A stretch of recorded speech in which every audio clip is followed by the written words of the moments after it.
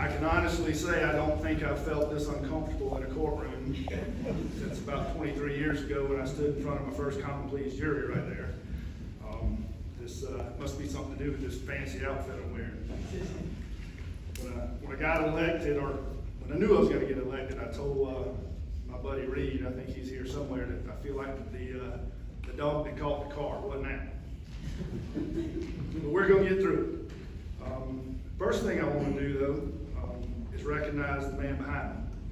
This is a bittersweet day, probably for all the lawyers in here, because he's one of the finest judges around.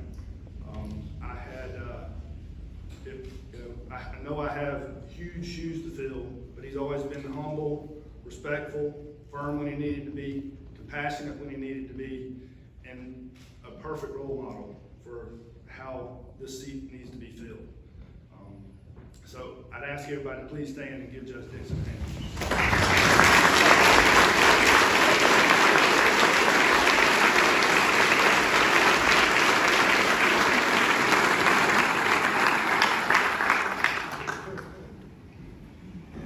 He's been there throughout this whole process with me, and any advice I needed, help I needed, guidance, he's been there. We're going to miss him.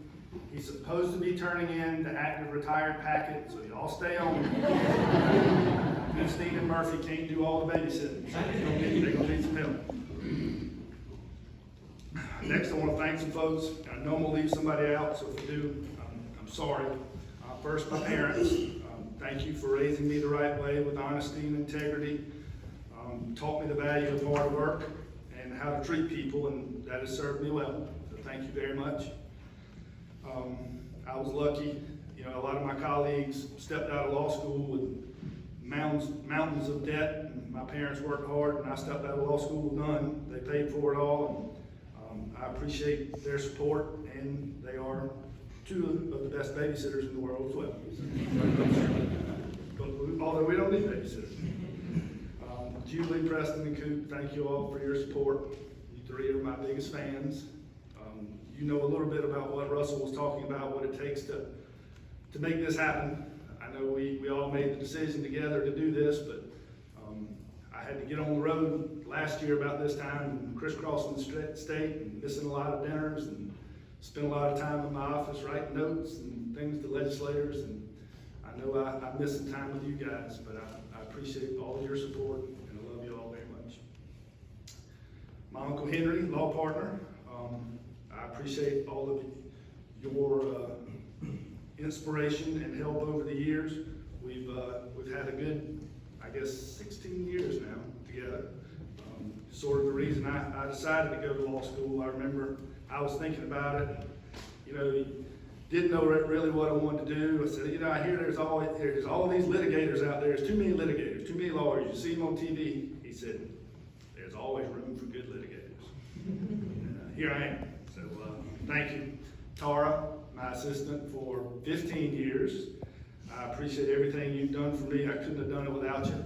You've been like a best friend, a sister, and a mom all in one. I'm gonna miss our talks in the morning trying to figure out what makes teenagers tick. Thank you very much. Next, the legislators that are here, I appreciate you trusting me with this position.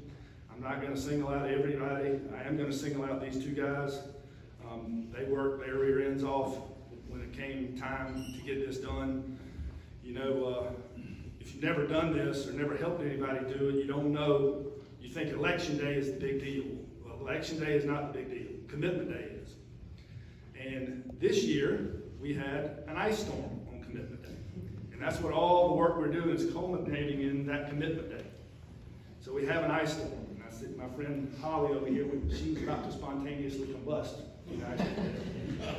So was I, because of the ice storm, they canceled the session for the day, for Commitment Day. So we're in a panic. We've been working, so we get together, and Holly got together with her folks, and I got together with Russell and Brad, and we got on the phone. It's a lot easier for people to tell you no on the phone or just not take the call.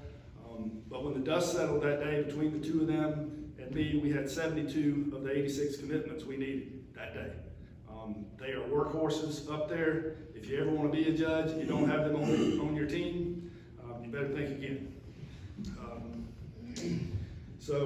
And I want to thank all my friends here that called on legislators for me, helped me get those votes that we needed. I know a number of you did. I know somebody probably did it and I didn't know about it, and I appreciate it. Next, the members of the judiciary. You've all been great. Your advice when I was deciding to run and how things are going to happen and all your kind words and calls. When I got elected, it certainly means a lot. Mr. Clerk, thank you for putting this ceremony together today. It certainly means a lot for Calhoun County.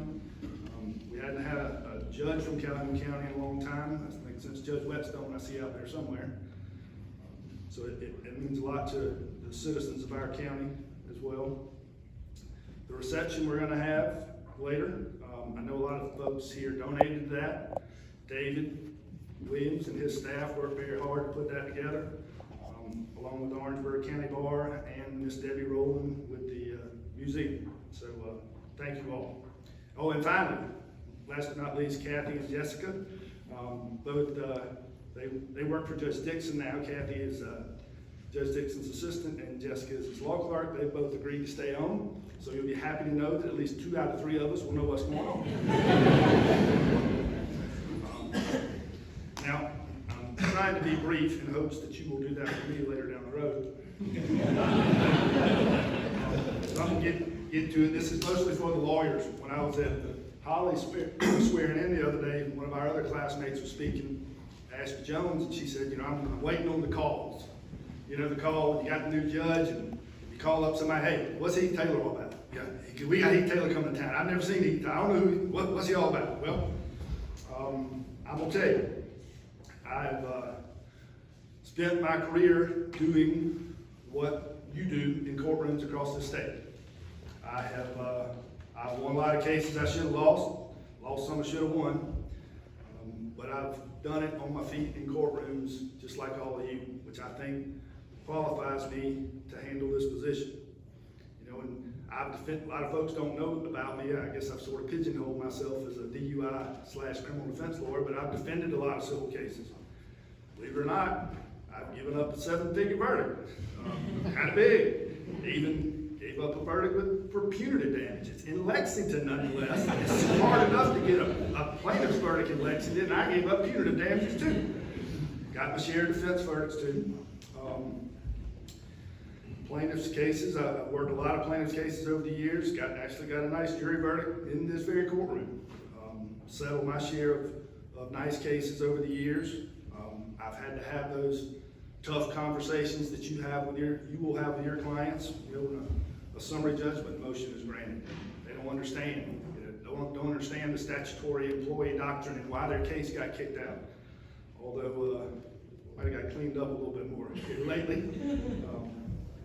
But I've also had those 0 verdicts in plaintiff's cases where all that time, effort, and money I put in, it just went down the drain.